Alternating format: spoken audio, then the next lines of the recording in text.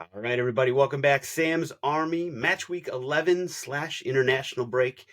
And we got a lot to talk about this week. We're going to start off with the hottest topic we've ever discussed, related to the new, bigger, better, faster, stronger era of Sam's Army. And then we'll hit Premier League, where Manchester City stinks, a rude awakening, and David's cooties. Halftime will be an R&R related weekly what if and compliment corner. Around the world, we got the Hit-It-N-Quit-It playoff minute, plus the U.S. men's national team Jamaica preview, and stoppage time with Evan Toney's best bets, and everyone's favorite segment, GOAWs. Now, time to welcome in this week's panel of beauties. We almost had the whole squad, but we lost Mitch at the last second. He'll be back soon. First off, Tyler Terrence, who has been teasing us with the story about the life and times of Tommy Brewster, which is the novel, of course, that he is writing, has been writing for a while. So give us a quick little status update on this book or this story, this novel, and what maybe a storyline that you're contemplating or letting marinate at the moment. So status update is I haven't written anything in a long time, since like March. I find like trying to do that as a reprieve from actual like work and commentating and schedule, like, and like prepping for games just like doesn't work with my brain. So I'm waiting for my whole commentator brain to settle down and to enjoy like a week or two of not doing anything, and then I'm going to dive into it. My goal is to have it finished by the end of the off season, and I have like 45-50 pages right now. One storyline I'm marinating on, I mean, one of the biggest things is like this kid didn't choose to play in academy. So I'm marinating with like whether or not he's going to end up joining an academy after like dominating in high school as a sophomore and like playing in a guest tournament or whatever, or if he like, I'm toying with all of these different types of different types of storylines and narratives, but we're going to try a few out. Maybe we'll throw a couple away and we'll head back to it. But very, very excited to continue Tommy Brewster. A quick reminder, is this semi-autobiographical? Is this... There are moments, goals, social things, and like parental divorces that happen that like may or may not mirror my life. Like there's certain things that I plug and play with. You'll never know what's what. So just, stay tuned. I got so many more questions on this topic, but I'll hold off. I'll hold off fire for now. Let's go next to Mikey Fowler. Time for another installment of Life in Philadelphia. So what is the biggest difference between living there versus living in New York City? Oh, my Lord. Any sense of control, repetition, schedule. Philadelphia is just boring enough for me to have a sense of schedule and repeatability, whereas New York, I just ran around with my head cut off for 8 years consecutively. So I would say that it's toned me down quite a bit. I'm wearing collared shirts now. Collared shirts. All right. Collared shirt Mikey. I like that. Last, never least, Tommy McGunner. Your season recently came to an end with Loudoun United. So give us a letter grade for your personal performance this season. I'll go B plus. Okay, that's good. I like that. Listen, you got a lot of playing time. Yeah. Did you feel like you sort of grew as a person, or not as a person, as a player this season? Yeah, I would say both. Yes. Person and player. Okay. Listen, double trouble. It's a personal power ranking. It's Tommy's worst nightmare. Yeah, I fucking hate those. Never again. The only thing worse than that was if you made me grade my personal performance with one word. That would have been awful. Just combine all of your hatred of questions into one. I'll keep that in mind for next time if ever like really loathing you for some reason, which never happens. We all love Tommy around here. All right, time for the hottest topic. Plain and simple, we're launching a Sam's Army Patreon. I've been doing this soccer content creation thing for a literal decade now, and shout out to those of you, and I know there are some, who have been around since the weekly Sam's Army blog days. That includes you, Mikey. And so, I've steadfastly resisted certain things, in particular this specific move, because I see soccer as a sport that Americans would love if they are exposed to it in the right way. And that is by, you know, people who love the sport and want to sort of share their love for it in you know, in whatever way, shape, form. But there's a lot of gatekeepers out there, and, you know, stuffy people who are like, "Oh, you're a Man City fan? Oh, why aren't you Crystal Palace?" That type of thing. Listen, I've just wanted to share my love of soccer for free and just put it out there, and everybody have access to it.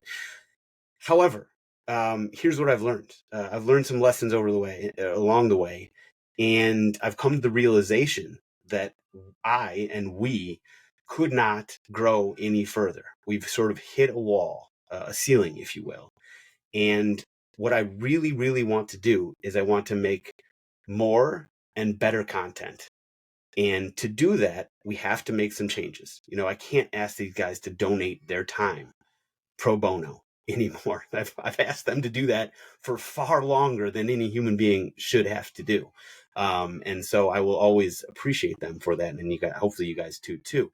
But, you know, we've reached this point where it is time to take Sam's Army to the next level. And that is the only way to do that is something like this. So we're gonna keep it. I'm gonna try and keep this explanation very short and simple. I'm gonna let them sort of riff off on it a little bit, but basically we're making it $3.99 a month. You get access to 3 key things right off the bat, and this is a dynamic process. It's a work in progress. It will be changing probably by the week as we learn things and everything. But the 3 things right off the bat: 1 extra episode every single week for subscribers. TBD on what exactly that form that takes. It could be mailbags, deep dives, USMNT rapid reactions like this week, interviews. We'll see. There's a lot of options out there, and we'll explore them all probably. Number 2, and very importantly to me personally, is access to a newly launched Discord server. Now, do I totally understand Discord? I think you all you know the answer to that. But what I see it as is a way for us the communication between and among us to become more dynamic. And so we're not just talking at you in a podcast, or I'm not blogging at you in a blog. And, you know, we're actually discussing things, all of us, us, the 4 of us who are on here, plus Mitch, plus, you know, Dalton, Nunu, the guys who are all involved here, and you talking with us as well, and amongst each other, sort of make this more of a group dynamic. So Discord server, I'm sure one of these guys will maybe give us a better explanation about what it's all about and how it works. But Discord, you will get an exclusive access to that. And then number 3 is exclusive access to live streams of us taping pods. You know, what exactly that means, we'll sort of work on that as it goes. But we want to sort of have an interaction with the chat, you know, while taping pods, ideally down the road. This is sort of the plan for us, you know, the longer term here. So, you know, this week, when the rubber hits the road, the big selling points are we will have an extra episode that we will tape Thursday night after the U.S. men's national team game against Jamaica. We will also be on the Discord chat server, however you say it, during the game. So we'll have sort of a live conversations going on there. And there we go. That's the quick and dirty. Mikey, Tyler, Tommy, what do you guys got? Mikey, you listen. This is you know what's going on here. You got anything to add? Yeah, the only way to grow beyond what we've done already is create a little bubble, create a little community. So, you know, you're not going to be there'll still be the podcast. Yeah. People that aren't on Patreon will still get the podcast. Important to note that. Thank you for reminding me, because that's very important. And like, I've always wanted everything to be sort of all free and everything. I've realized it's not possible to do that anymore. But we will keep everything that was available to everybody. Like, we're just going to be an episode every once week. a week. Yeah. Then you're going to keep getting it. Yep. If you want to take the next step and be a part of this group and grow with us, then join the Patreon. Promise to talk as much shit as possible in the Discord every day when I'm watching soccer instead of working. I promise to watch at least 1 national team game. And honestly, like, it's just giving you more access to us. If you want to do it the same way you've been doing it, fine. But we're going to make ourselves more available. And if you want it, you got it. Right. It's more content. And ideally, the Discord specifically will allow you guys to interact with each other as well. So we're trying to break down barriers. Tyler, your turn. No, I mean, I think you guys have hit on everything. I think Mikey, most importantly, there's not much that's changing in terms of what you're going to get at, on the floor of what you're getting from Sam's Army. I mean, for me, and I'm not saying this just to sell it, but I must say, like, between Tommy and Mikey and Sam and Mitch, we all view the game incredibly differently, and particularly having Tommy, who's a professional soccer player, and Sam coming from 4 generations prior to us, God bless his soul. There's so many different things to like call out and point out, and like during the game, like when our group chat is popping off, like I end up learning something. Like Mikey points out something I didn't see, or Tommy does, or we all agree, or we all disagree. Like I think that Discord's going to be really fun and really cool, and I think above all else, like as cheesy as Sam Fam could possibly be, like this is the community. Like this is what we're trying to start to build, and I think it's really cool. And I'm excited. I'm super pumped for this, and I'm glad Sam finally caved, because this has been many phone calls, and I don't want to say tears shed, but I could hear Sam getting a little choked up at one point in time. But this has been a long time coming, and we're finally here, and we're excited. And the name of the tier, the only tier that exists on the Patreon, is Sam Pam OGs. So that's what you'll be. Right off the bat. Yep. Yes, listen, I was dragged kicking and screaming to this. I don't know if I said that before, but I'm scared of change. I hate change, but this is a necessary change, and I've finally seen the light. And I'm excited about what it means, because it really means more and better content, which I'm just thrilled to get knee deep in. And the one thing I want to add, Sam, is that like we also want to open this up to you guys, particularly those of you who are going to be a part of the Discord and sign up immediately. Like you guys clearly enjoy what we're doing. The world of soccer is enormous. It's impossible. We're always trying to figure out how to shave down our pod. We cannot. If we want to cover everything that we want to cover and have these side conversations and these tangents and want to do, everything we want to cover is impossible to have in less than an hour podcast. Now we can take deep dives into stuff that you guys care about and want to hear about, whether it's us bullshitting about something, in a satirical way, or like deep dive into player profiles for the U.S. men's national team. Tommy, Mikey, and Mitch, glazing Arsenal for 30 minutes. If you're into that kind of thing, whatever you guys want to hear, we are open to that. And we will try to tailor some episodes towards what you guys want to hear. And then sometimes we're going to do some stuff that we feel, is necessary for the pod. But wanted to also throw that out there. Yeah, and as I said, this is a work in progress. What we're offering on the Patreon is going to change. Probably there'll just be more stuff added to it. Like I know Tommy's already discussed the possibility of sort of writing some blogs. That's obviously something that I have a long track record with as well, and might get dip the pen back in. And listen, Tyler's got his Tommy Brewster thing, but maybe he could share a few words with us there too. So it's a dynamic thing, but I really, I'm excited because I've had this feeling that I don't know how to express. I feel like my oldest kid who she has a lot of emotions, but she doesn't really know how to express them. And I know where she gets that from now. I've just really wanted this to be more of a group, more of a community. And I feel like this is a very important step towards building that. Now, Tommy, the Boomer Zoomer, or Zoomer Boomer. Explain what Discord is to everybody. Dude, you're gonna take my whole joke away. That was my whole joke was gonna be like, look, the growth is not just for the pod and for the content for fans; it is equally for us. Mikey is gonna have to watch national team games now. Me and Sam are gonna have to use technology. I love it. It's an excuse. It's equally beneficial for us. So please watch me and Sam struggle with this. But yeah, I think Tyler nailed it on the head. We all have different experiences with the game, what brought us to this point as people on the pod, listeners, and I'd love to keep growing that together and get your honest feedback of what you want to listen to, what you want to see, hear about, because this is just as much for you as it is for us, because we don't see everything around, and we'd love to make this more personal for you guys as well. Exactly. Listen, we'll leave it at that for now. I really do I don't get, as I don't express emotions very often, let alone feel them. I really do appreciate all of the time and effort that guys like Tyler, Mikey, Tommy, Mitch, Dalton, Nunu, these guys have put into this over the years. And that actually goes for all you guys and girls that have been listening and following along all this time. So hopefully this is just kind of a first step, but a big one, and then we'll go from here. So we'll leave it at that for now. By the way, what is it? It's patreon.com/Sam's Army. That's where it's going to be found. Again, I'm still learning this as we go. Believe me on that. All right, let's head to Premier League, our bread and butter here. So, quite a few actually very interesting results from this weekend, I must say. Chelsea Arsenal was the highest profile game coming in. 1-1 was the result, an interesting result.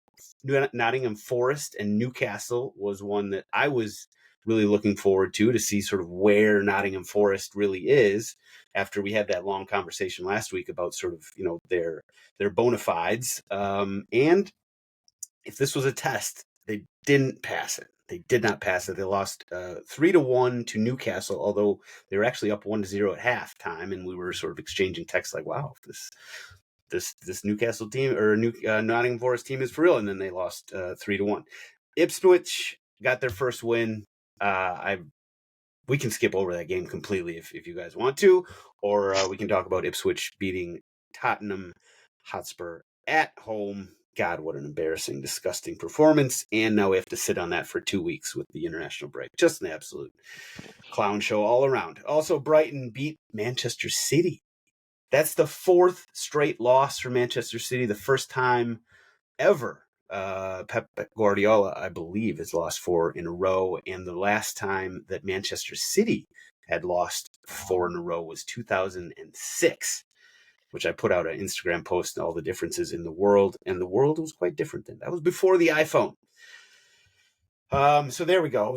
Manchester United put a spanking on Leicester as well, and that was Ruud van Nistelrooy's last game, actually with the club period, because Almiron came in and kicked him to the curb, which I thought was interesting, and we will get into at some point. But, Tommy, most interesting result of the weekend, where do you want to go with this? I'm going out of left field. My favorite game that I watched this weekend was Brentford-Bournemouth.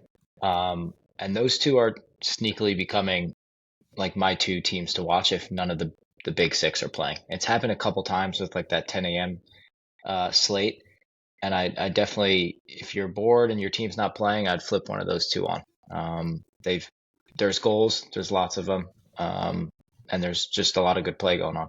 They are fun, and this game lived up to that, 3-2. Okay, good shout. Tyler? Did not see that coming. That was not my most interesting game. I mean, I would either go Spurs losing to Ipswich or obviously Brighton beating City. I mean, this City thing going on right now is spectacular. And I'm glad we sort of get to see this unraveling before our very eyes, as opposed to like Pep sailing off into the sunset, having won, another Premier League title and this whole thing. Like, I'm glad that this is, and I'm not saying they're done, but I'm glad we get to see them lose 4 straight, get the doors blown off by Lisbon, and, start to watch this whole thing slip away. They could kick it into high gear and still end up winning the league, but this is really fun and good for Brighton, who are coming off a tough week after that Liverpool back-to-back. And I even knew that I thought we got away with not 1 but 2 games in both the Moose Cup and in the Premier League against Brighton. But Fabian Hertzler is a fantastic coach, and Brighton is they're a very, very good side. But also wanted to say that the Forest result was shocking too. The fact that they go up 1-0 and then Newcastle scores 3 unanswered. So I think that was a black mark on Nuno's record so far this year. Yes, and that was at City Ground, in Forest backyard, which they've played well at home. Okay, Mikey. Yeah, Tommy turned me on to this newsletter, Transfer Flow, that did a really good write-up about Brighton City today, how Gundogan and Kovacic are good for 50, 60 solid, and then their legs fall off with that team. Brighton put in a masterclass. Baleba came in the second half and changed that game. I thought that was a really good write-up, and if you're not following that, I would suggest doing so. Arsenal-Chelsea didn't tell us anything that I think we all didn't see coming. Chelsea are more impressive than reported, and Arsenal are trying to get healthy and definitely underperforming as a unit right now. I think 1-1 is 1-1 is probably something that everyone would have understood going in. So that doesn't tell us as much. I think it's the City game.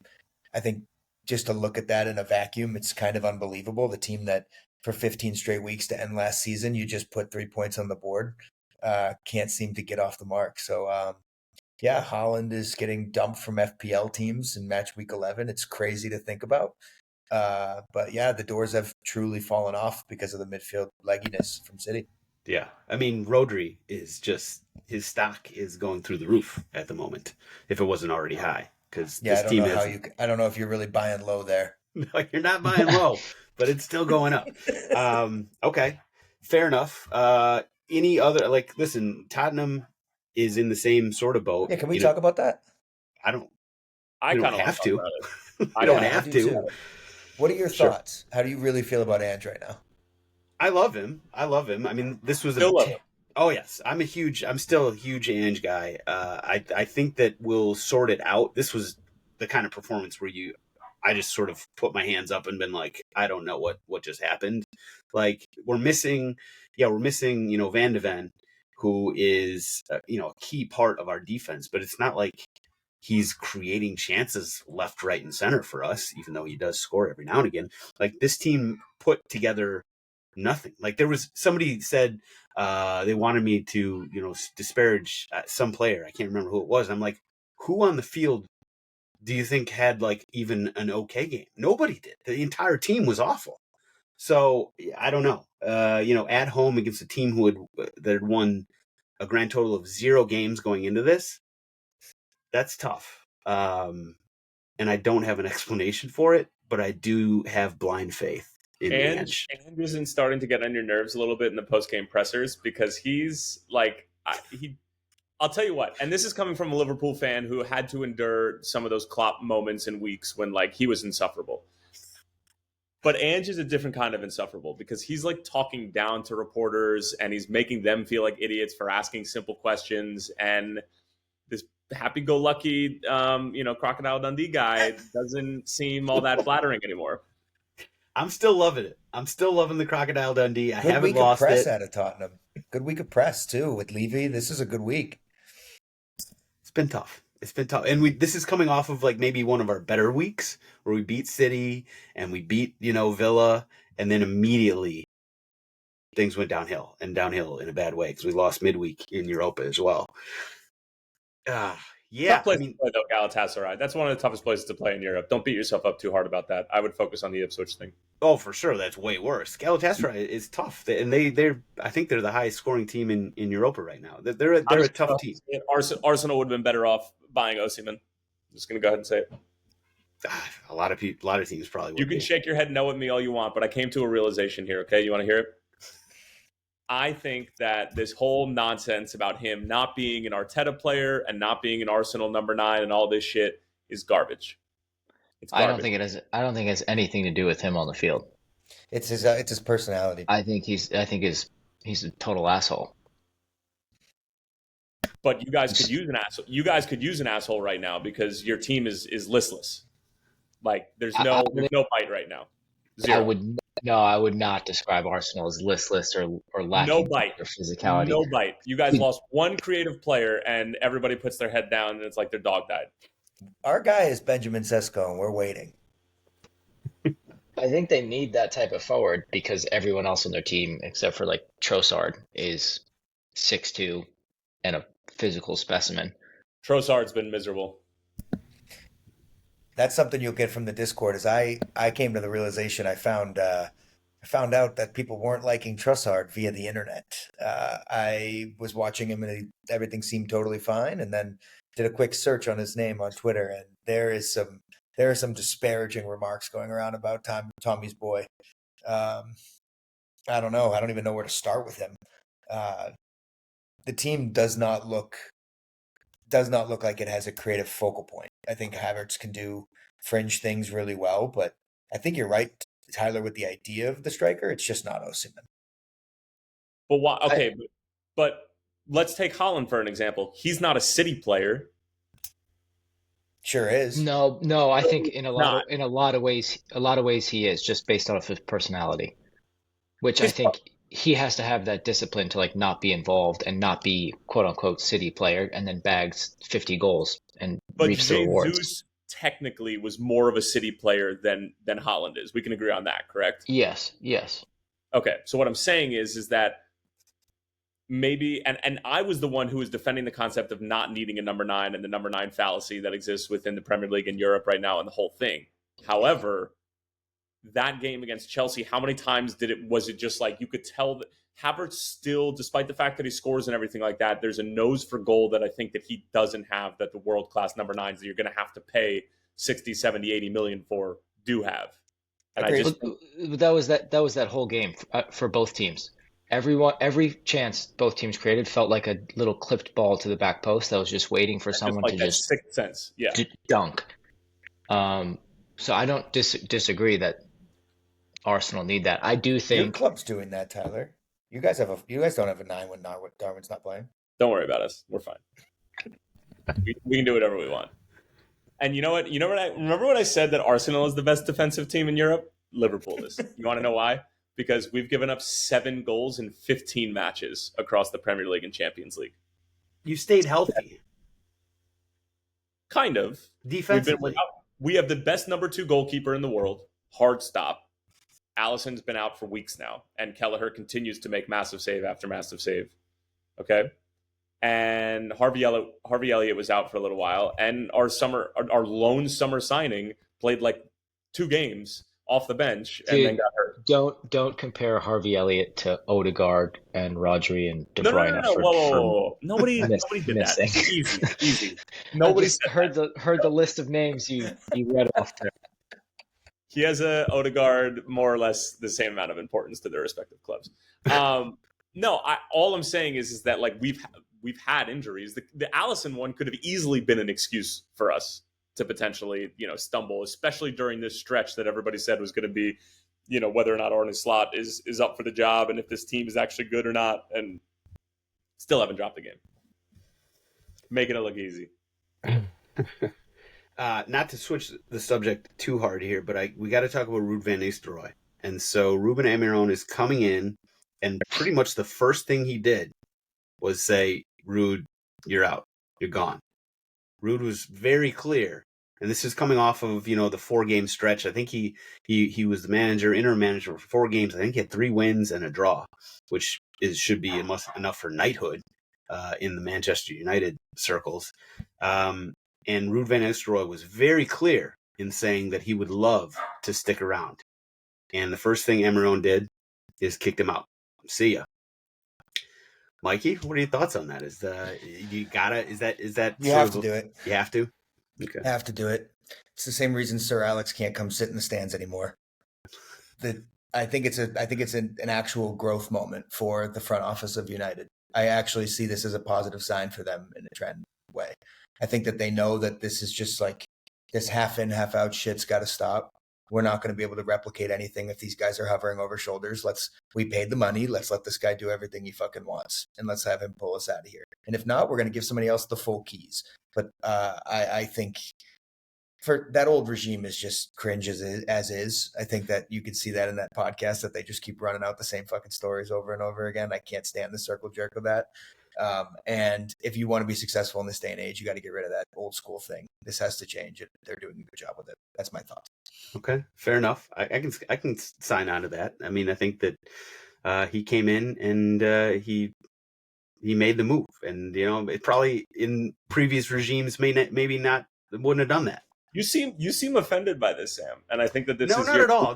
I just was listening to Van Nistelrooy talk, and he did a good job, and like he very clearly wanted to stay, and he's a club legend, kind of anyway. So I don't know. I guess I was a little surprised that he did it, and maybe how fast he did it, which shouldn't matter at all. That's what you got to be. You got to be cutthroat with this kind of thing.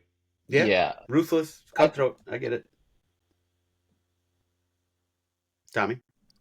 Yeah, he's gonna land a job somewhere. Van Nistelrooy. For sure. He did a good enough job at PSV. He'll go be a head coach somewhere. He'll be the Spurs coach by February. I was going to say he's going to wait around until Almiron's gone, and then he's going to be the next coach coach of United. Can we fix your pronunciation on Yeah. on his name? Almiron, how the heck do you say it? Is Miguel Almiron the new? That's the Manchester problem. United That's the coach? problem. I keep saying Almiron. I know. It's two M's. Amorim. Amorim. I got the Yes. I and the O in the wrong position. You just put an L in there, brother. And the N and the L that you put in Yeah, there. you put an extra L. I in dropped the L. I was basically saying Almiron without the L. Amorim. there. Amorim. Classic Spurs fan finding an L where there isn't one. Oh my God. Well played. Well played. Amorim. Amorim. Oh my God. It took me like 10 minutes to get Patreon right. So you gotta cut me a little slack here. Okay. Anything else of the games? We haven't talked about Wolves beating Southampton, West Ham, Everton. Talk about the drunken hobo fight. It absolutely was. Lived up to every bit of the billing there with a 0-0 West Ham, Everton. Can we just talk about how tight this league is, or this table is? 3rd to 12th is a 4-point difference. That's why we were sort of we were talking about Forest and sort of how well they're doing. They could very easily. Sorry, 3rd to 13th. I forgot to include Man U. Because I had to scroll on the table to find them. There's a game I want to talk about that's a little bit irrelevant, but deserves a shout. Okay. I think I mean, they're gonna have to have a January spend on the Elise money, but Palace is in fucking shambles. They were putting a ton of weight on Eberechi's head coming into this season. I knew that. I've been betting him shots. I've been taking him in fantasy, and he's given nothing after nothing after nothing. Then he got hurt. So now we're looking at a team that doesn't have any real creative engine. They don't seem to be able to execute Glasnow's plan. That team is lacking a lot of pieces. Is Wharton's injured too? Because he came off the same game that Eze came off. Yep, Wharton and Lerma are both hurt. Well, Daichi Kamada is not the guy. They're playing Gay in midfield. They've got a lot of problems. Hand up, I thought Palace was going to be super legit this year. They probably did too. I mean, the way they played the second half of last season. Obviously what's more shocking? What's more shocking, how bad they are, or how good Forest has been so far? Forest is more shocking. Well, I think Forest too. Really? I think it's a lot harder to get significantly better in the Prem as a smaller team. It is super easy to drop to fall apart because the level is so damn good. Look, Tommy had me buying fucking real beachfront property on Daniel Munoz Island, thinking this guy was going to be so legit. What a disaster that team has been. I needed to call it out because they are in real trouble. It's like Valencia in La Liga. These are two clubs that you don't usually see, but they're every bit as bad as that number shows. I think everyone was buying their stock too. Why wouldn't you? After what they were doing in the Premier League in the last 8 weeks of the season, new coach, Mateta was scoring goals. You knew that they were going to lose Elise, fine, but this is they've scored 8 goals. Yeah, 8. That's bad. That's one more than Southampton. More Arsenal players being disappointing. Eddie Nketiah. Nobody ever said that he was a creative hub. I'm not saying creative hub, just maybe score a goal every once in a while. No, I know. He needs service. I don't know, man. All right. Teams if they could play Spurs every week, they'd be doing all right. Unfortunately, that's not going to be. You guys are putting together quite the March Madness quite the resume. Bad losses. Yeah, quite the resume you guys for are Tottenham. Impressive. Even the losses that don't look so bad, like Brighton, are bad because we're up 2-0 and dominating, cruising, and somehow we find a way to lose. Yeah. And now we get to sit on this Ipswich game for the next 2 weeks. Ain't that grand? Sit on it. Now, is that it? Are we done? Yeah. Okay. Now, quickly on the FPL front, shout out to Tommy's McGunners, who came up with a big week, 68 points. He got out of the cellar. That's bad news for FCTT, who is sitting on 558 at the bottom. Shambles. Fire the coach, fire everybody, burn the whole fucking thing to the ground. I hate Fantasy Premier League. I hate it. I You feel had like a it moron. totally backwards with Holland. Sat him for the first 5. I picked him up as soon as City started losing games left and right. That's immediately when I bought into him. I got rid of Salah. I got rid of Mateta when they start scoring. I don't know what to do at this point. That's why I'm just not going to do anything. I'm not going to make any changes. Just sit on your team. Sit on your team. You're fine. You're gonna have to do a TikTok dance at the end of the season, though. Yeah, that's. Oh, fuck. Oh, we'll put that on the Patreon too. Live stream that. Hey, Tommy, suck a dick, dude, because this was a long season. You got out of the cellar for 1 week, and he's already talking shit. We're the band of the Patreon. You don't even know what Patreon is. Shut up. I'll figure it out by then. Tommy's 1 point off the top half. Don't let Mitch slide here. Top half. There's 5 teams. Enough. Top half. I do love it. We'll do a making of the TikTok dance, and we'll put that behind the paywall. Yeah, there's a fine line between Patreon and OnlyFans, and we're tiptoeing right now. We tiptoeing around that one. All right, quick shout out to the top of the Sit-Im's Army Podcast League. Aditya TVs, their Cold Palmer FC are in first again. Fraser Connor and Major League Soccer, the good Major League Soccer, is in second place. On points with Klops and Robos. Al Neilowicki. So Salah can wait. Kyler Lipinski is in fourth, and then Kyle. Just Kyle. Kyle McGurn's team, Kyle, is in fifth.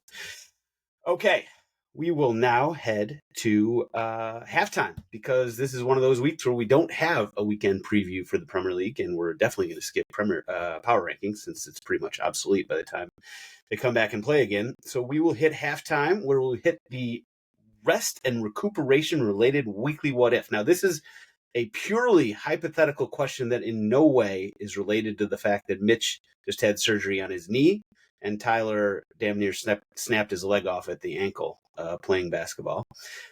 But let's say you suddenly, hypothetically, find yourself with a ton of free time, but you're stuck on a couch, so physical activities are off the table for a few weeks or maybe even months. What hobby are you going to pick up, Mikey? Easy. If you're not already addicted to Football Manager by the time your surgery starts, it has to be the next thing you do. Get ready to lose hours without bathing, lose relationships, lose friendships. Get ready for all that so that you can take a team like Leyton Orient from League 2 to the Champions League. Okay? You got to believe, and you got to buy in, and you've got to get recruiting. Football Manager is the way to go. It'll make you a better player. It'll make you a better athlete. It'll make you smarter. You'll start to look at people who still play FIFA with your nose up to the sky. It's better for you to know the game the way Football Manager teaches you. Please download. And I'll have a Discord channel about Football Manager, probably. I was going to say, we're going to have a Football Manager Discord that Mikey will definitely be in all the time. Also, we'll have a best bets where he'll be dropping his little individual player bets. Do not listen to me. You will lose money. Well, I mean, that's what betting is, let's be honest. That's a good one. That was actually a very good sales pitch for Football Manager. I had no idea that there was sort of like they turned their nose up at the FIFA players. Oh, yeah. Really? Oh, yeah. Okay. Learn something new every day.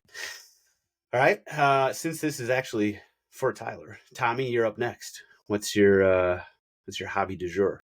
Yeah, this feels awfully similar to the pandemic, and in Pandemic 2.0, I might pick up some technology skills. Learn about Discord. So like understanding Discord, maybe some Excel work, maybe hang out with AI, figure out what ChatGPT is, something like that. That's probably what I'd do. That's good. That's good. I like it. If I were going to do anything, it would probably just get like knee deeper in sports betting. I would just talk about losing relationships. I'd lose all that stuff Mikey said, but then you'd also lose a ton of money, unfortunately. But I swear that's what I would do if I was laid up on the couch. Tyler, your turn. Let's say hypothetically you are laid up. What are you going to do? Become a novelist?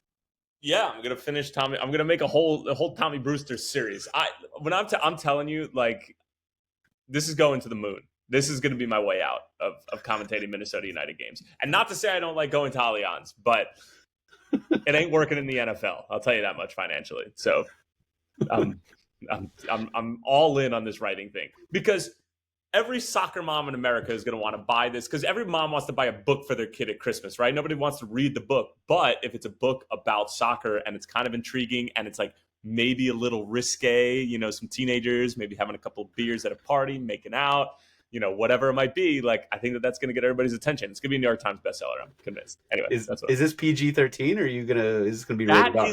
That's something I need to I need to decide on that.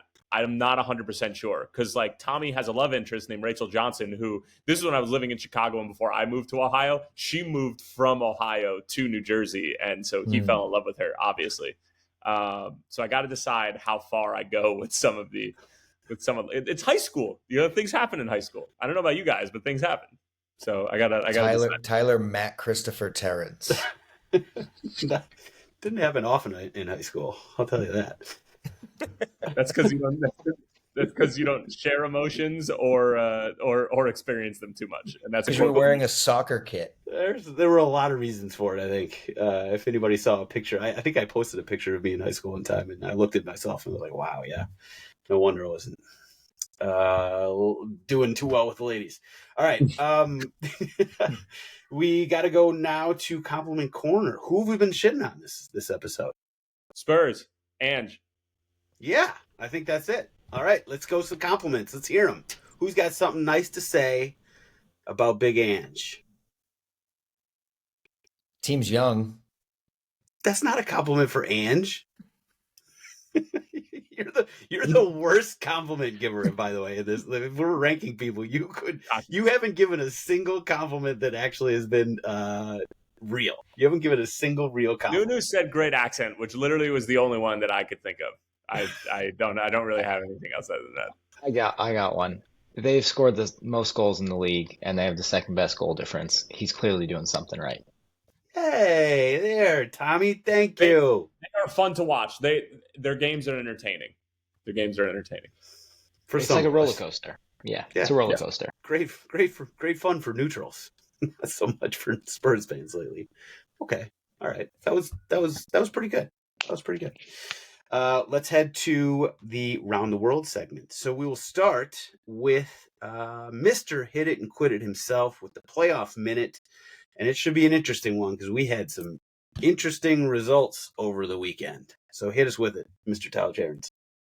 All right, here we go. So we had a quadruple header this past weekend of game threes in round one of the MLS Cup playoffs. That same round one and best of three series that Mikey didn't even know existed until this year. And this is the second iteration of this type of format. So anyway, we'll start Friday night in Los Angeles. LAFC 1-0 winners over the Vancouver Whitecaps. Kind of an ugly game. LAFC were sleepwalking. Vancouver didn't create too much. Matty Bogusz with a lone goal. So LAFC will keep the train moving, and they will head on to the conference semifinals where they are going to get the Seattle Sounders yet again in a massive fixture. LAFC have had Brian Schmetzer's number for the entirety of this season and even going back to last year as well. So Sounders are going to be out for blood, but they have a difficult time scoring the soccer ball. So we'll see how that goes. All right, so let's head to the triple header on Saturday, okay?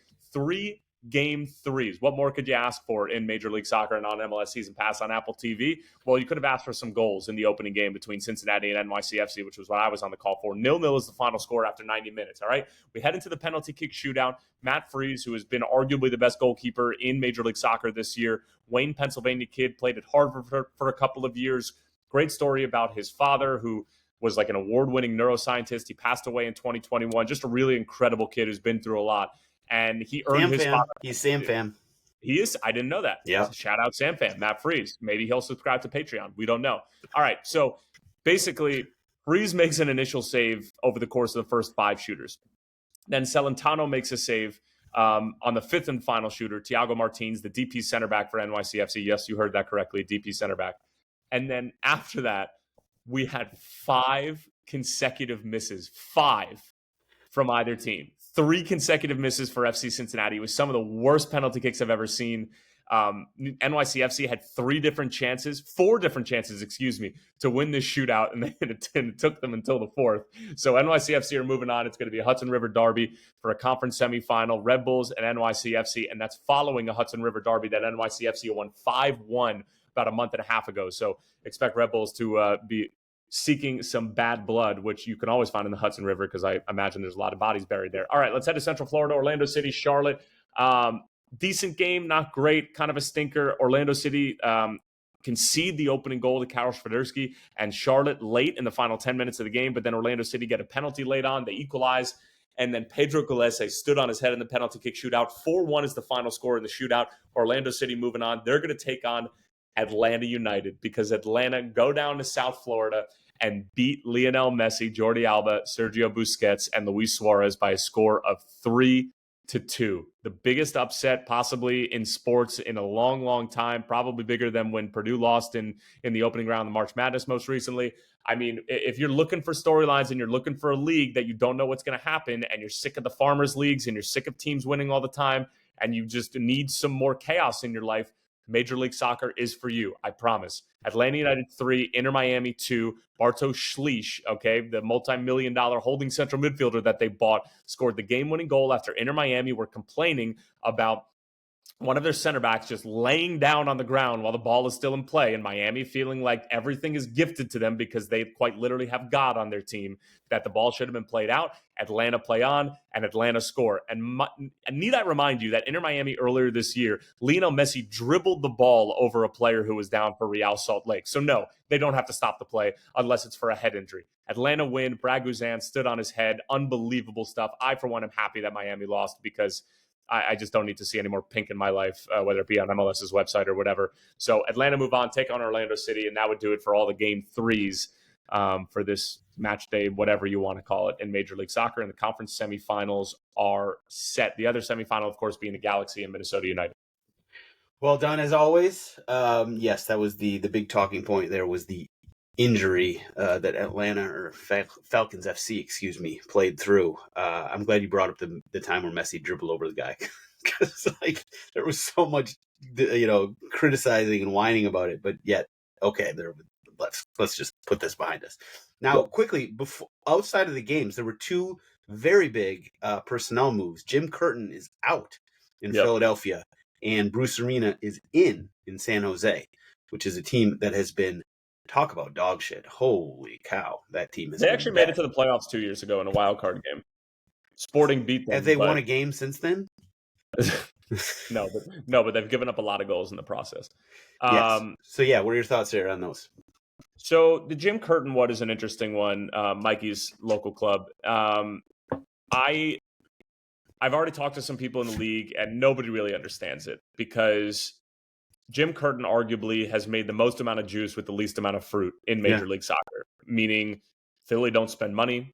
They don't spend any money in the transfer market. If they have, it's been $500,000 here, $600,000 there, maybe $1 million transfer fee at some point in time in the past 7 years. But Jim Curtin has been a miracle worker, and Sugarman, the owner of Philadelphia, refuses to invest in the team. And Ernst Tanner has been a good sporting director for Philadelphia, but their scouting network is tremendous. And getting rid of Jim Curtin after not making the playoffs for 1 year.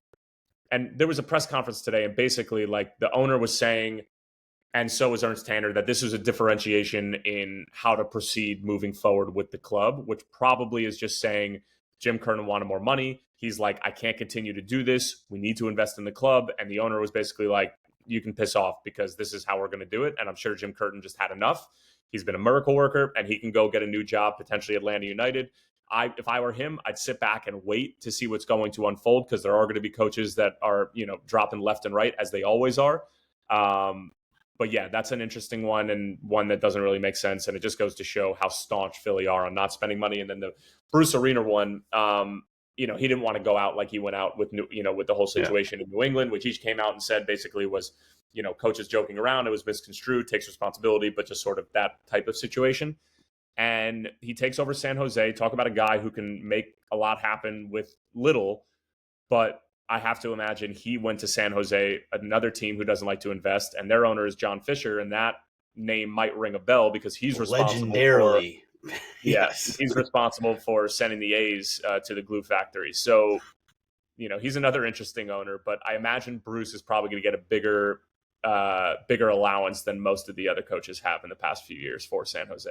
But I'm glad to have Bruce back in the league. Is his football the most attractive? No, but it's effective. He's the winningest all-time coach in MLS history in regular season and postseason, 5 MLS Cups. He's a legend, and I certainly didn't want to see his career ended the way that it did. And that New England team was lights out when he got dismissed, and they probably could have done some serious damage, but they didn't. So yeah, totally derailed that entire sort of project that they had going there, which sucks. Okay, good shouts. Well done, Mr. Hit It and Quit It man. Now, quickly before we round out round the world, we got to hit the U.S. men's national team game coming up. So we got a home and home with Jamaica starting on Thursday. This game is in Kingston, and then we play back here in the States at St. Louis on Monday. So this is I believe the quarterfinals for Nations League. And as I said, home and home. Jamaica is it's a team that they're a tough team, and we actually have had their number for the most part recently.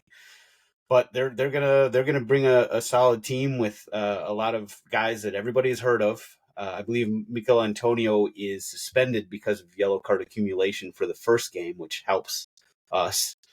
But before we get to Jamaica, quickly let's talk about us and our starting 11, who we'd like to see out there.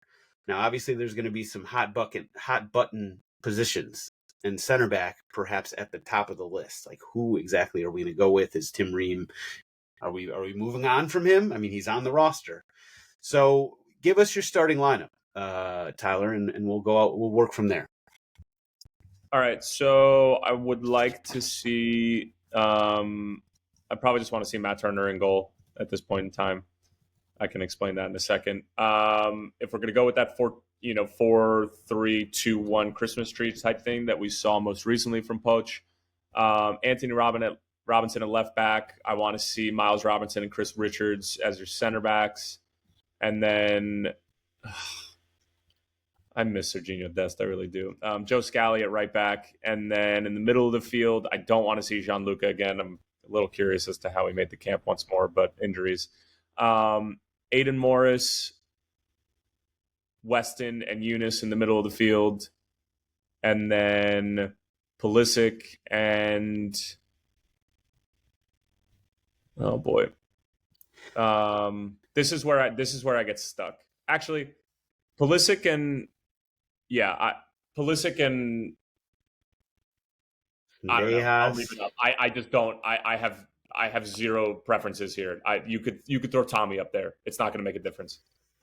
Sorry, Tommy. I don't have a good track record as a 9, so but I think we're going to see some of that shape shifting that we saw in the last camp, especially with some of the stronger players in. So, and looking at the roster, he only has 2 fullbacks. So I think Musa's going to play some like right wing back, right back again. I think he thinks that's the best way to get his best 11 players on the field, which I tend to agree with. Really? As opposed to doing like Gio and a false 9 when he's like if we had a real healthy starting 11, like. No, I think right now this gets you a version of your best 11, and he can play like. Musa can invert inside to the middle of the field, can play high, and like then Robinson really gives you the width on the other side, and then he's got guys like Tillman, who I think he really likes. So I think he's a locked-in starter too, and he's in that conversation with like the core 5 or 6 guys who you want to build your cycle around. And then you throw in Pulisic, Weah too. Like I think some of the I think he's going to be someone who has one guy keep width on the left, one guy keep width on the right. Who that is on the right, I think could be Musa or Weah. I think it'll be both at some point. Where are you going to put Tillman? He's one of the 2 10s. I think he's going for in possession, a box or 5 in midfield that are just like overloading central areas. That's for me. That's what it looked like in the last 2 games. So then it's whether in the last window is Busio and Morris as your double pivot. I'll be very curious with Weston back in the fold, and then when you bring Tyler in, who that is and what that looks like. But I do think it's like Tillman, Pulisic in those higher up positions. I'd love to see those 2. I'll tell you what, Zendejas must be the greatest player ever at training, and the fact that he continues to get call-ins for multiple regimes is pretty incredible. Well, so I'll speak to this because we played on the same youth national teams together. He is to your point, one of the best trainers out there. Works his ass off all the time. Is an unreal guy to have in your team around the locker room, and I'm sure for this group especially, he speaks English and Spanish, which probably goes a long way, especially with a Spanish-speaking staff. And he can play multiple positions across like the front five. But yeah, he's someone that, like, personally playing as like a holding mid, when he was in front of me, he made my life so much easier and presses the living hell out of people, which seems to be something that over the course of his coaching career, Pochettino has absolutely loved. So I'm to be honest, I'm not surprised, and I may be one of few, but I am fully in his corner and love seeing him in the national team. It's not to say here's my sorry Sam. Okay. Here's my thing. I want to be in all these guys' corners. They're playing for the U.S. men's national team. I'm not rooting for any of them to stink, but Zendejas has gotten a lot of chances. I mean, he's made 9 caps already, but it's never really seemed to stick, and he's never really gotten chances in like huge moments. So I'd argue he's gotten less chances and maybe deserves more chances than Aronson. He's playing on one of, if not the best team in North America right now, and consistently producing for Club America. And so I think if you're consistently producing for Club America, and Club America is damn good when you're doing that, I think he's got every right to get these chances over some other guys that are playing at good but maybe not great leagues and teams in Europe. And the one thing I'll say also that sort of is a something in Zendejas' corner or resume is he was the one guy against Mexico who was out there fighting his ass off and, clearly wanted to be out there. And that was Pochettino's, he's only had 2 games in charge, and he saw Zendejas out there busting ass. And, I think that probably is something that he took into consideration as well. If you're kind of like a fringe player, maybe not core guy, but you can play multiple positions and you're going to press the living hell out of people, there's a very good chance you're going to make Pochettino's rosters consistently. Now, did you say anybody on the 9, Tyler? You didn't? I did not. I stayed away from it. I abstained. Abstain. Okay. I would love to see Vasquez start. Okay. Especially given what looks like the options of 9s right now. Yeah. It could be a false 9 based on it seems like a lot of wingers plus Pepe and Vasquez. So, I mean, I would love to see Vasquez. And Vasquez wasn't called in last time, so he sort of wasn't tainted by that rather disappointing window. He was a late addition. Oh, was he? Okay. Did he play? Yeah. He did. He actually got in at the very end of the Mexico game. Okay. Yeah. Fair enough. Now, Tom Stradamus, do you have any sort of prognostications here about how these games are going to play out? No. I used my entire load for like the next two years last week on my shitty Champions League picks. So Tom Stradamus has put his T-Rex arms back into his pockets. Well said. Well said. Any hot takes or thoughts from the peanut gallery? I know Mikey's saving his hot takes for stoppage time here. No, beware Mikel Antonio. Thankfully, we don't have to face him in the first game. He's not playing? He got yellow card accumulation in the first game, so he's out that game. He will be playing when they come back and play him in St. Louis. So I'm sure he'll have Looking forward to seeing what St. Louis is going to have to offer from a fandom standpoint for U.S. men's national team. Yeah, it's been sort of, first of all, it's a hotbed for soccer. Like, I've been to games there for MLS, and the crowds, the vibes are phenomenal. They played like a friendly there recently, and it was like, it wasn't great, right? Was that Kansas City? Was that Kansas City? Okay. I think it was Kansas City, yeah. Yes. I'm sure St. Louis is going to show up and show out for him next week, actually. Are you anybody concerned that we don't qualify or don't advance? No. I think we move on as well. All right. Listen, again, we'll be doing live on the Discord for the game. We will be doing a live, not live, but we will be doing an immediate rapid reaction podcast as soon as the game is over on Thursday. So stay tuned. That's available on Patreon. That is behind. Yes, that is on the Patreon. So patreon.com/Sam's Army. And to be clear, that will be a deep dive on strictly that game. And then I don't know if you guys have noticed a pattern, but we typically wait until both games are over in the window, and then we recap the game. So if you're not willing to pay and you can't or whatever, that's fine.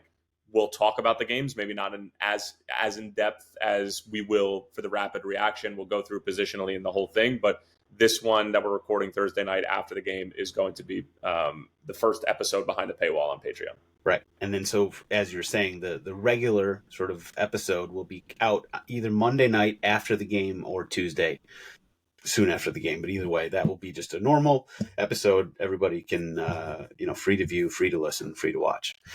Okay. Done with Around the World. Stoppage time now. Ivan Toney's best bets. We took an L. We took an L last week. Just an overall bad week. Got 2 winners, 3 losers. You hate to see that. It was just a bad week. And now we got an international break. So I'm putting on the hat. So it's official, but I don't love these picks. I really talk about digging deep. I mean, you'll see in a minute. So Wednesday, we are going to the Champions League, Women's Champions League. We got Celtic hosting Chelsea. Thursday, UEFA Nations League, Greece and England, the 2 best teams in that group. They both been scoring, so I think that we will see goals there. Friday, we're going to CONCACAF Nations League, St. Martin, probably not pronounced Martin, but St. Martin and Curacao in CONCACAF Nations League. Saturday, Women's A-League, Western United and Melbourne Victory.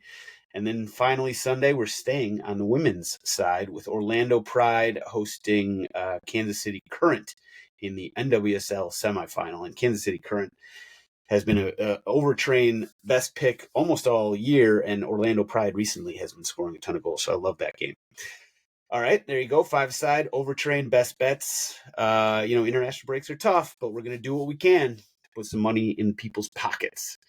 Now, anybody else got any best bets? I know this is tough, but we gotta give the people what they want. Okay, I'll go. I'm gonna do the exact opposite of last week. I apologize for the shithousery. I'm not. I am still in purgatory, so I'm not betting this week. I am just giving a shout out to USL Championship Conference Finals.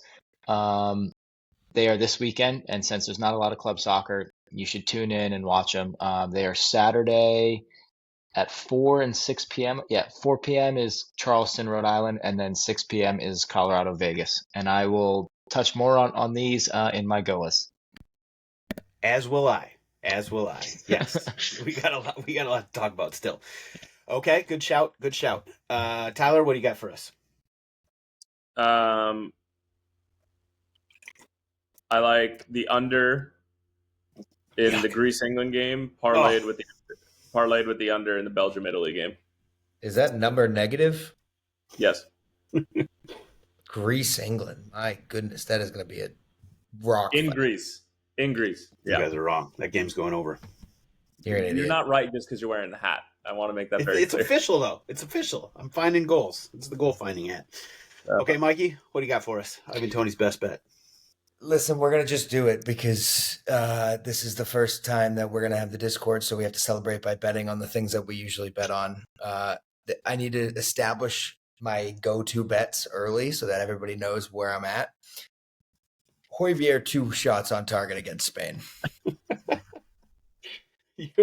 I think that everybody knows that you're just the biggest individual player bet. Well, obviously, like you guys are going to learn about that. And you love shots on goal. Like that's your. I love that. Go-to. So I love that bet. Højbjerg 2 shots on target. They don't have the numbers out yet because why would they?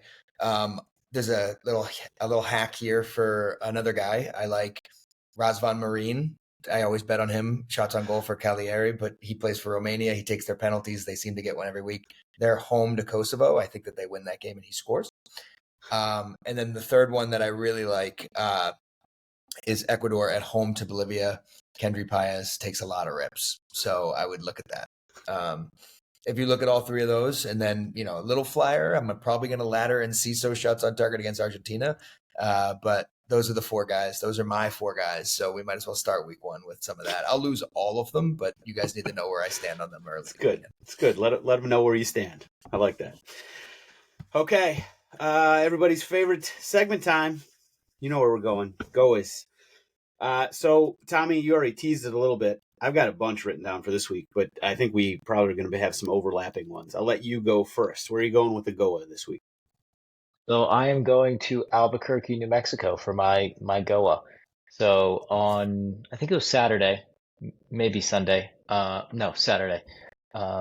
Vegas played New Mexico United in the conference semifinal. Both kind of playing well. Vegas has a lot more possession. New Mexico's creating more chances. New Mexico is trying to go in the attack around the 86th minute. Gets scored on the counter. Great counter, by the way. And then in the 90th minute, Vegas decides to shut up shop and make sure that they don't get scored on so they can advance 1-0.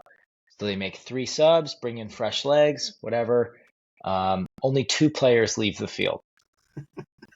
Vegas proceeds to play the last 5 minutes of the game with 12 men, which if you really want to shut up shop, there is no better way than to play with an extra man. little hack for you there. So I think the true hack is when you're making 3 subs, make sure one's on the other side of the field and say, oh, he'll just walk off the field on that side. And then at the same exact time, distract the 4th official and ref who's close enough to the sideline by getting someone on your bench booked. Because that's what I think happened, is both ref and 4th got distracted by the subs and the commotion on the side of the field, booking, no one left the field, proceeded to play the rest of the game with 12 men.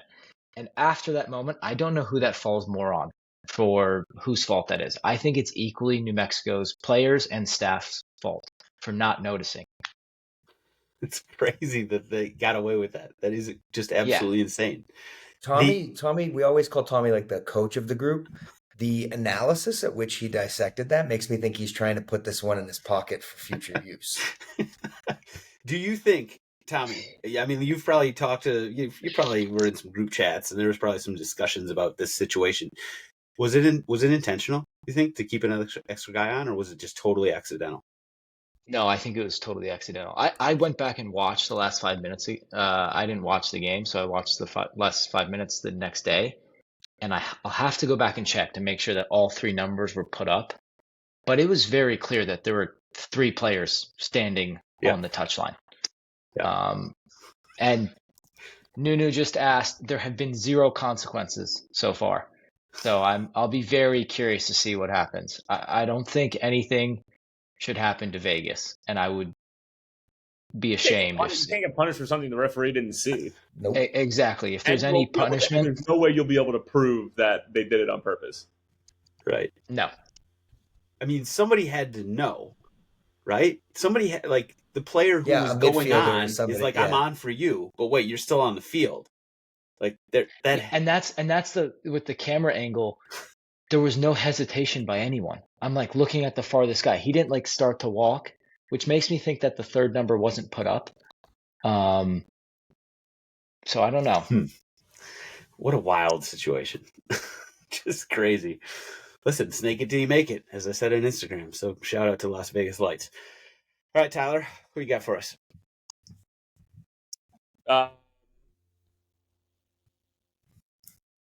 Penalty kick takers in FC Cincinnati, NYCFC.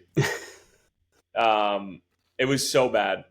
It was so bad to the point where I was getting thrown as a commentator, because every time that NYCFC stood up after Cincinnati missed a penalty during sudden death, I'm teeing up what I'm going to say to be my call, and I couldn't do it because every single time they either sent it over the bar, it was a terrible penalty, it was just diabolical all around. But with that, I will give a good one to Atlanta and Brad Guzan and that entire team, because I was sitting there with no phone, with my foot in an ice bucket, and just watching. Hands folded, just watching. Not distracted by anything, and just soaking it all in.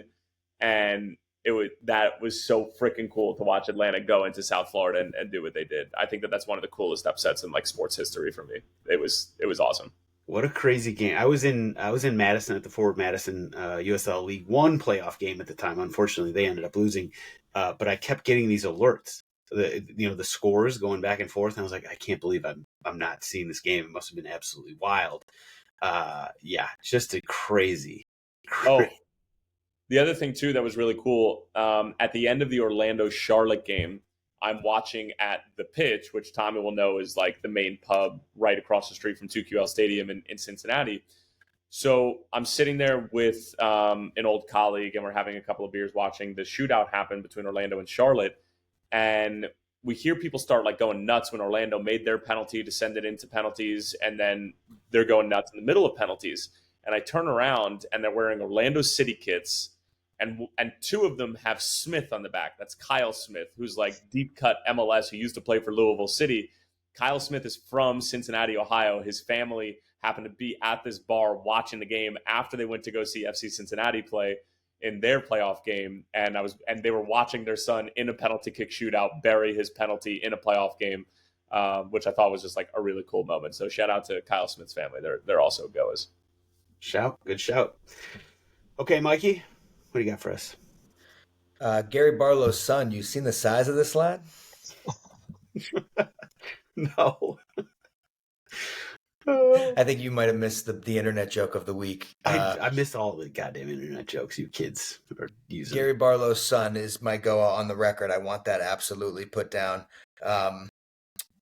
It's hard for me to really grasp any of the. I know you're going to get into the Coote stuff, but it's hard not to make him your GOA. So I'm going to go with Gary Barlow's son, the massive. I thought Coote was just sort of like an overarching like that. Right. Like I want to make sure we hit on the two big memes of the week, which are Coote and Gary Barlow's son. So. I was going to do it earlier, but he will be my GOA at the end of this, which we will get into. And then we do got to have a quick conversation about that because absolutely insane situation.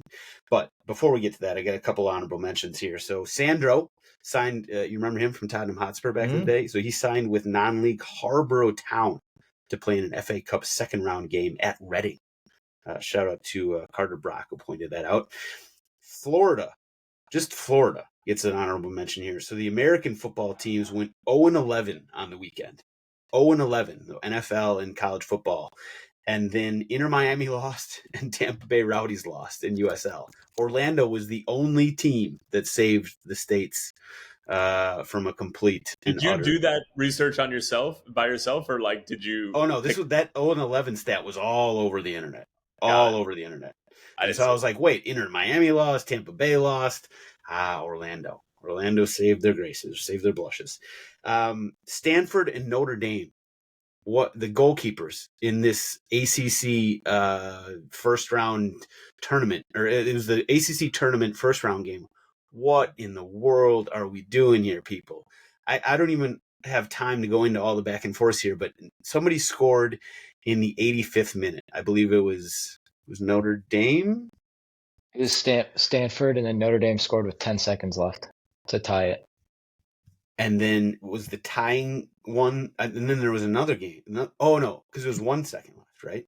Yes, and then Notre Dame scored with 10 seconds left. Then they had the kickoff. Exactly. Okay, so 85th minute, Notre Dame scored, or as you said, Stanford scored. 85th minute penalty kick. Now the Notre Dame scored on after the goalkeeper held the ball too long, I believe, and that's why they got a indirect free kick out of it. So they scored to tie the game with 10 seconds left. And remember, this is a clock that is right there. There's no penalty time or extra time, whatever. It's the clock. That's how much time is left in the game. The word you're looking for is the clock counts down. Yeah, the clock counts down. So you know exactly when the game's going to end. It's right there. The clock's right there. It's right there in the corner of the screen. That's all I know. And then, so basically, the Stanford takes a kickoff and shoots from half field. And in a play that you often see in like U8 or U10, when the goalkeeper can't get to the top of they can't get to the bar, the goalkeeper for Notre Dame just watches the ball go into his net with literally 1 second left on the clock in the most insane finish ever. And Tommy, I know you must have had some group chats going off on that. Like, what exactly I did. was the talk of the town? So I know the goalie a little bit. Want to feel quite bad for him.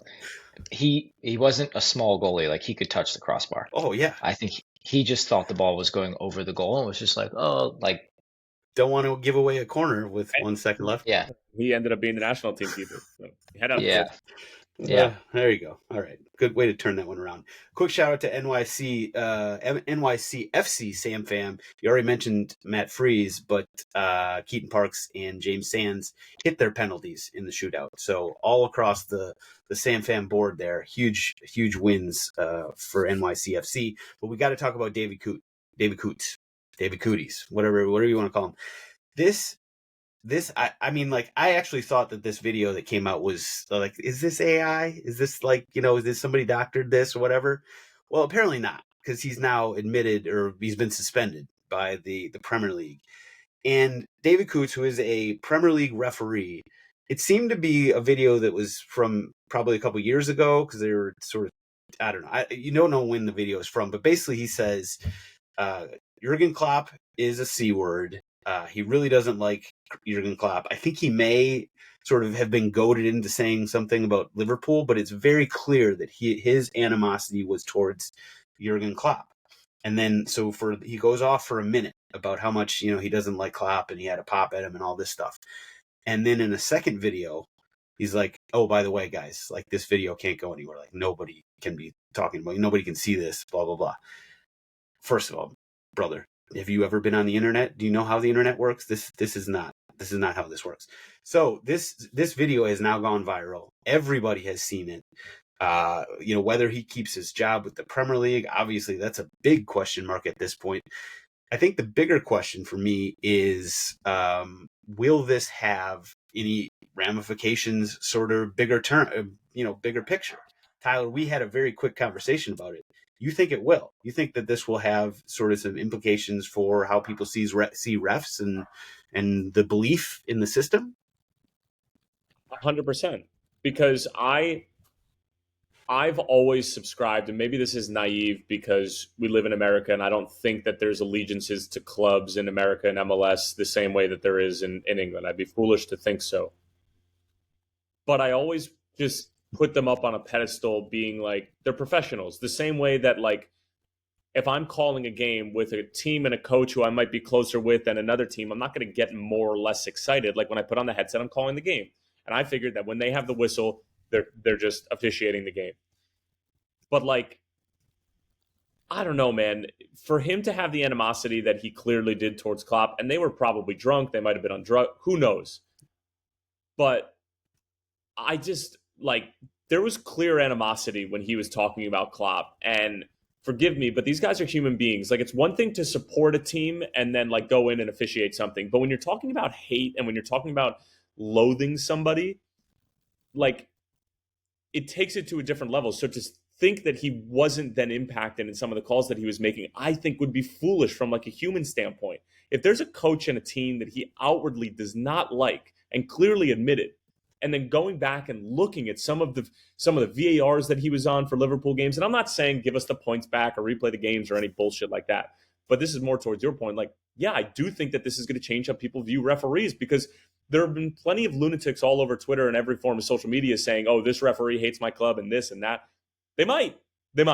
This is probably the exception to the rule, but showing that there's an exception to the rule is just going to feed the fire, and I think it's going to have a negative impact in terms of, like, and there's got to be more screening on allegiances to teams and everything like that, and they already do that, but there's just got to be more, and, like, particularly when there are big dust-ups with referees and coaches, they should be removed from the next, like, 10 to 15 games that club is playing, because clearly that dust-up that he had with Klopp had a lasting impact. Very clearly. I think that there is a perception and then there's a reality. And the perception may become the reality in the sense that so many people will see this video and essentially use it as evidence to support their claim that refs hate their team and all that. So that may become the reality. But I truly believe that referees, even David Coote, if he was out there refereeing for Liverpool, there's so many layers to it, that like people are judging them and their performance, that he could not allow that to really color his color his judgment on the game. I really don't think that it's a really idealist way of viewing the whole thing, and I typically have that, but like the Martin Odegaard handball, you don't think he's thinking about like what Klopp did to him while he's making that call? Like that's a handball. It's a handball every day. But that was under VAR too. So like someone else.